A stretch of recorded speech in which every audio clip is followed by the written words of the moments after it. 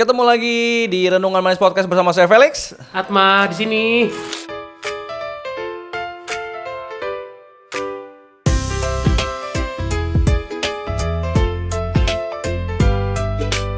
Lanjut lagi kita ngomongin di bulan Desember, bulan Natal ini. Kalau teman-teman belum dengerin, nonton episode sebelumnya udah seru banget ngobrolin suatu hal yang terbalik dibalik-balik gitu ya.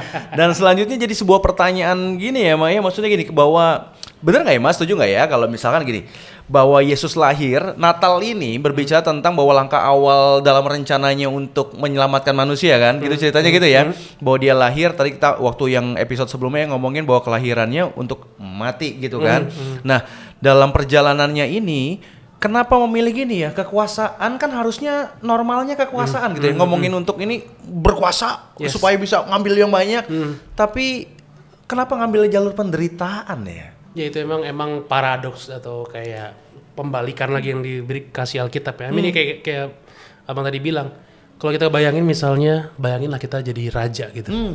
Gimana caranya biar gue bisa menang berang? Banyak-banyakin pasukan. Banyak-banyakin wilayah, maju, serbu, kelar. Tapi Yesus justru menang dengan cara pengorbanan. I don't know, itu jadi motif sebenarnya di seluruh Alkitab, literally itu terus yang terjadi.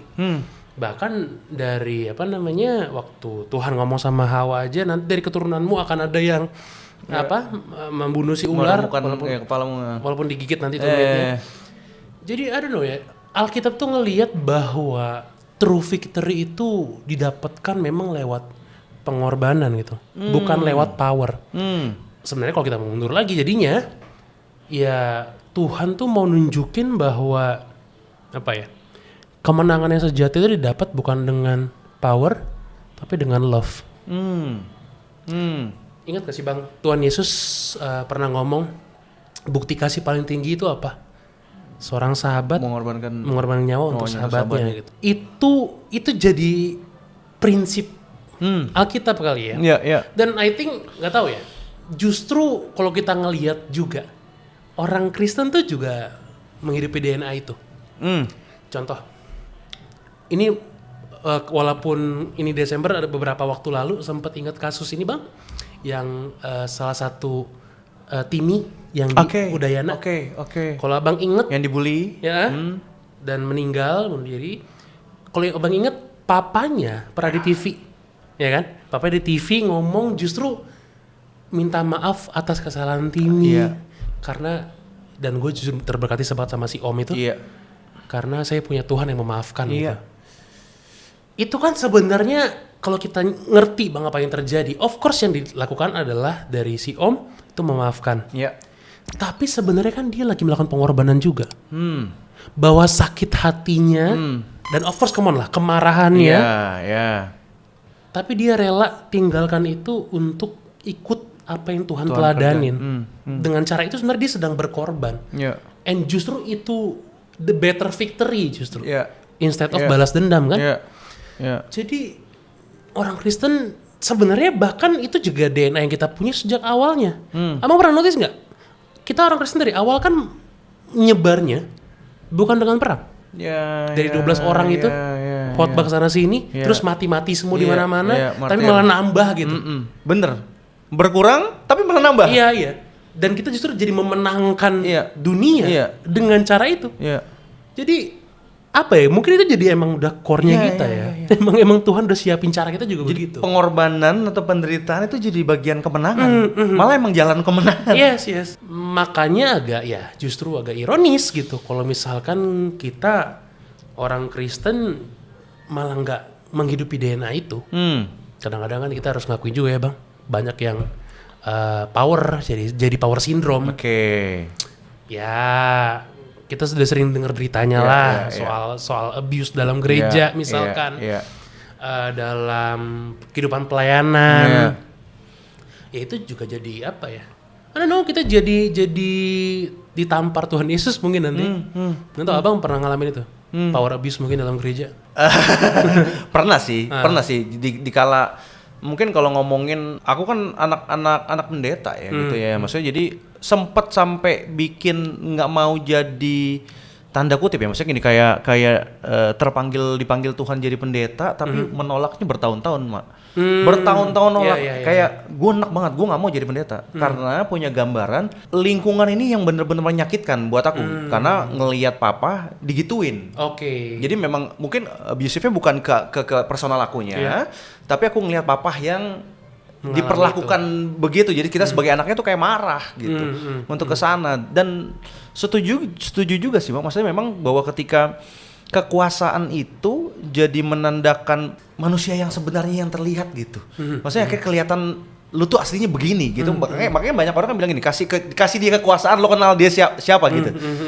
Dan itu berlaku di gereja juga yang padahal secara value, secara nilai Kristus datang tadi lewat penderitaan itu sendiri. Kan tadi ngomongin, mungkin kalau di episode sebelumnya kan ngomongin bahwa ngambil tempat yang paling hina.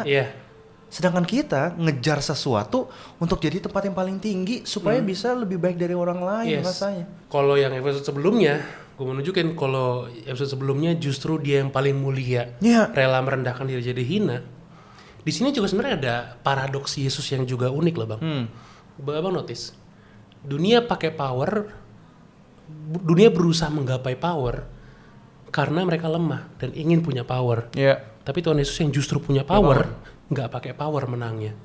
Misalnya kayak bolak-balik gitu. Ya kalau kata Bang Silet, tak bola-balik kan. Tak bola-balik. Lagu yang gimana?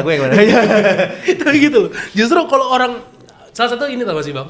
Biasanya bahasa ini, karena tadi keinget bahas soal Timmy. Tahu gak sih, biasanya dibilang pembuli itu justru orang-orang insecure. Orang-orang yang bully, yang nunjukin power tuh justru orang-orang yang sebenarnya dalamnya lemah. Rapuh gitu. Dia punya trauma mungkin segala macam. Justru orang yang secure, mereka nggak pakai power gitu. Kayak bayangin abang latihan bela diri, justru malah jadi nggak suka berantem tuh biasanya tuh orang-orang yang kayak kickboxing apa segala macam. Karena mereka tahu how to handle their power kan. Nah justru itu yang juga Tuhan Yesus juga ditunjukin gitu. Justru dia yang punya kuasa. Emang Pontius Pilatus itu siapa sih di mata Tuhan Yesus sebenarnya gitu? Orang-orang Farisi siapa sih? Krece-krece semua. Tapi justru dia benar-benar punya kuasa, memilih untuk tidak menang dengan kuasa tersebut. Tapi dengan kasih. Dan justru kemenangannya adalah dengan cara yang umumnya dipandang sebagai bentuk kelemahan. Yang mati mengenaskan kan orang-orang lemah kan. Orang lemah, betul. Orang-orang yang nggak punya kekuasaan. Ya kalau orang punya kuasa, kalau kata siapa tuh punya duit, punya kuasa. Gak bakal dia punya gitu kan. Gitu. Kalau Yesus punya kuasa politis nggak mungkin sampai disalib dia. Justru itu orang yang, makanya kan orang itu sampai ngomong siapa ya, tentaranya ya, orang Farisi. Dia mengaku mau menyelamatkan umatnya tapi diri sendiri nggak bisa diselamatkan. Artinya kan tuduhannya Yesus lemah gitu. So jadi dalam ini juga kita jadi belajar, justru panggilan sebagai orang Kristen adalah even though kita punya kuasa, punya power, kita dipanggil untuk tidak mempergunakan kuasa tersebut, tapi menunjukkan kasih, bahkan sampai di titik orang mengira kita lemah. Sekali lagi mas. Kita dipanggil bahwa walaupun punya kuasa maksimal, tapi kita justru dipanggil untuk menang tidak dengan kuasa tersebut, melainkan dengan kasih, bahkan sampai sejauh orang mengira kita lemah. That's apa ya? Amazing story aja buat gue gitu kayak bahwa itu jadi pelajaran pribadi buat gue. Artinya apa? Gue nggak perlu haus validasi juga. Gue nggak perlu orang ngakuin, oh lu Atma keren, segala macam. No, gue mah nggak peduli. Tuhan gue aja nggak peduli, gue ngapain peduli? Jujur kalau pemaknaan buat gue pribadi, in the sense of kayak gue, as an influencer ada influence. Itu kan sebenarnya di zaman era sekarang itu kan power juga kan, Bang. Betul, followers angkanya dengan jumlah semua. Itu kan makanya sampai sekarang disebutnya thought leader. Kata influencer kan memengaruhi orang, itu kan power. Tapi justru ketika gue tahu Tuhan Yesus aja kayak gitu, ya gue juga nggak merasa ada yang bisa gue banggakan dari ini. Gitu. Itu cuman alat sarana yang Tuhan kasih untuk pelayanan, not something untuk gue gembar-gemborin. Nah, gitu. Tadi aku ngambil garis merahin Atma bilang sarana untuk Tuhan. Nah, banyak orang kan awalnya setuju ya, Mai? Maksudnya kita banyak kenal orang-orang sekitar kita mungkin ya. Awalnya memang ini buat Tuhan, ini buat Tuhan. Tapi tetap begitu dapat kuasa. Iya. Buat gue kebagian dikit boleh kali gitu kan. Iya.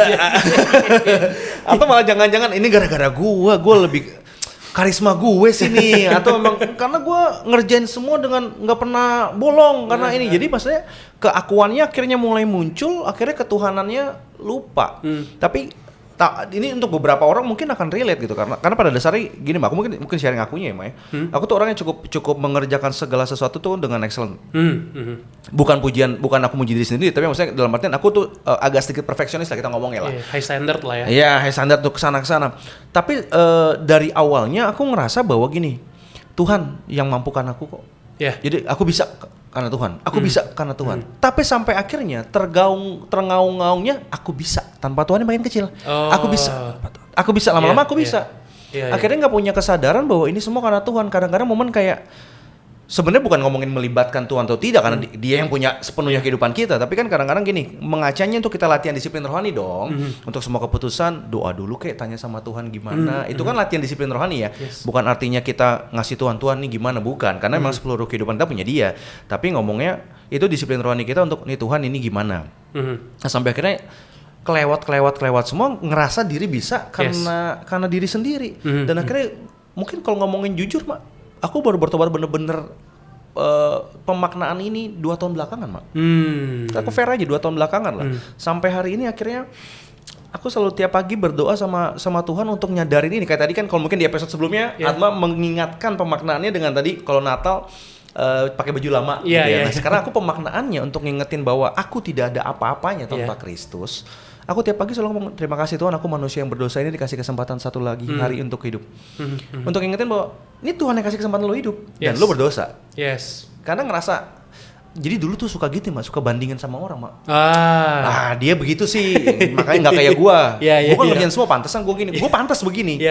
Itu momen gitu Mak, bandingin sama keluarga sendiri. Jadi nggak sadar kalau jadi belagu, jadi sombong, nggak sadar, ngerasain bahwa nggak semua karena Tuhan. Ngomongnya gampang, semua karena Tuhan, tapi kenyataannya di hati kan hati nggak ada yang tahu. Bahwa kecenderungannya juga hati kita kan, Amsal ya bilang juga kan licik gitu kan. Nah tapi akhirnya ya 2 tahun ini lah baru dengan pemaknaan itu sih Mak gitu, bahwa bener banget bahwa ini jadi sarana untuk Tuhan. Balik lagi sarana untuk Tuhan, bukan sarana untuk saya. Makin orang banyak kenal, ya kan sarana. Apalagi kan aku latar belakangnya musisi kan Mak. Itu kalau punya karir nyanyiin orang banyak, digila-gilai orang, gila lu gitu kan. Agak beda ya. Tapi maksudnya ketika itu tuh jadi sesuatu hal yang goals di zaman itu kan. Tapi akhirnya mengacak ke semuanya, emang ini sarana buat Tuhan.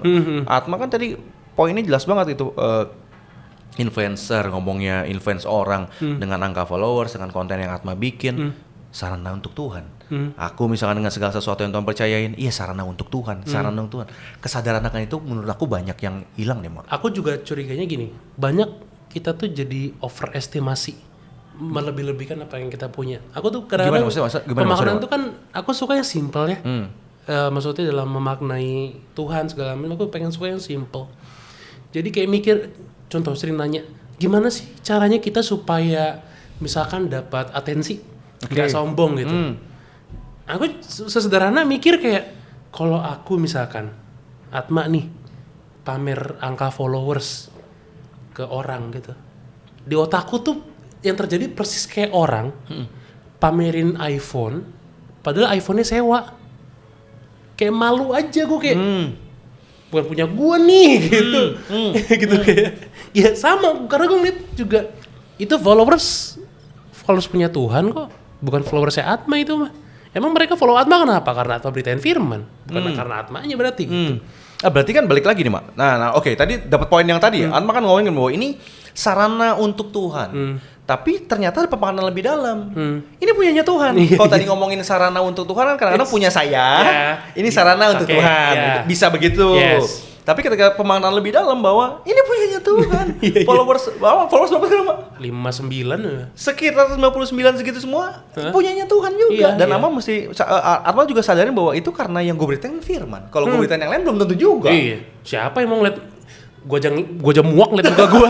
Apa kabar dia orang-orang ini kan gitu. We know our place aja gitu. Karena in the end of the day gini, gua tuh melakukan semua ini karena apa? Gitu kan. Bahwa ya akhirnya kalimat Paulus lagi gitu. Semua nggak ada yang mati untuk diri sendiri, nggak ada yang hidup untuk diri sendiri. Mati untuk Tuhan, hidup untuk Tuhan. Why? Jadi gini loh. Banyak ini yang terjadi yang gue sering temukan juga bang. Akhirnya kenapa orang jadi gagal banyak pemaknaan bidang itu. Menempatkan hidup untuk Tuhan itu sebagai purpose, sebagai goal. Ulang gimana maksudnya menempatkan Jadi hidup gini, untuk Tuhan tuh goal gimana? Lo ini kehidupan kita nih, kehidupan lo. Ini nih hidup untuk Tuhan tuh sebagai tujuannya. Lo berusaha membuat hidup lo jadi hidup yang untuk Tuhan. Kalau gue nggak, gue balik. Hidup untuk Tuhan itu reasonnya. Di belakang. Starting pointnya justru bahwa kalau gue nggak hidup untuk Tuhan, gue nggak hidup. Orang tuh kayaknya banyak ketukar-tukar di situ. Yang terjadi sering kali nemunya ketika pakai skema yang awal tadi, hidup untuk Tuhan tuh sebagai goal yang dikejar. Akhirnya jadi ekstra bang. Hidup untuk Tuhan tuh jadi tambahan biar untuk hidup gue lebih oke. Kalau gue approach-nya all or nothing. Kalau gue nggak hidup untuk Tuhan, gue nggak hidup gitu. Ngapain gue hidup? Gue literally kalau kadang-kadang kalau misalkan ketika gue di hadapan Tuhan berdoa itu soal hidup gue gitu, itu hampir kayak kedengarannya mungkin kalau denger doa gue kayak orang mau bunuh diri gitu loh bang. Kayak orang udah kosong hidupnya. Kapan rekam lama? Hah? Direkam kapan-kapan? Iya, bahasa gue gitu kayak Tuhan kalau gue nggak hidup buat Tuhan nggak ada artinya hidup gue gitu. Paulus kan juga gitu kan. Bahasanya kayak bukan aku lagi hidup gitu. Ini hidup gue ya punya Tuhan.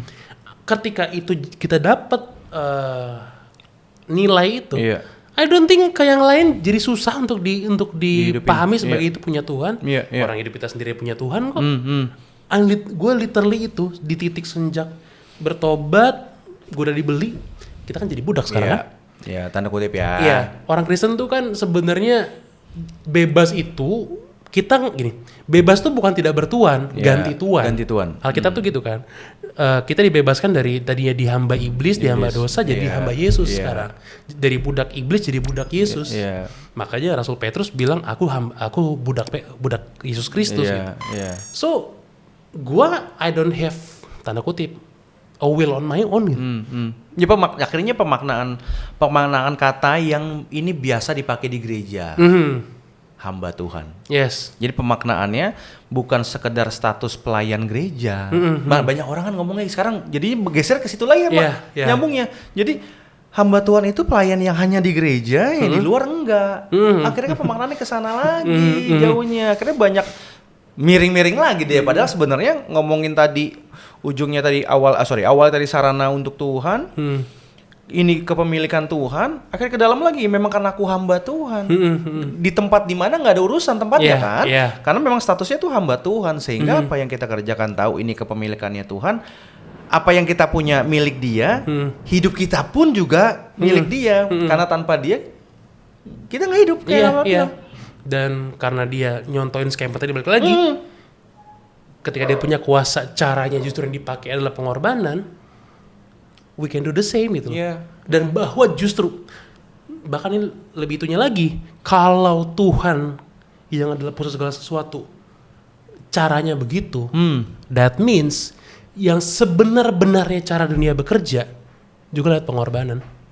Gitu loh. Kayak you wanna change the world, berkorban. Lo mau ngubah keluarga lu, berkorban. Lo mau ngubah apapun di dunia ini, kalau nggak lewat berkorban, lupakan.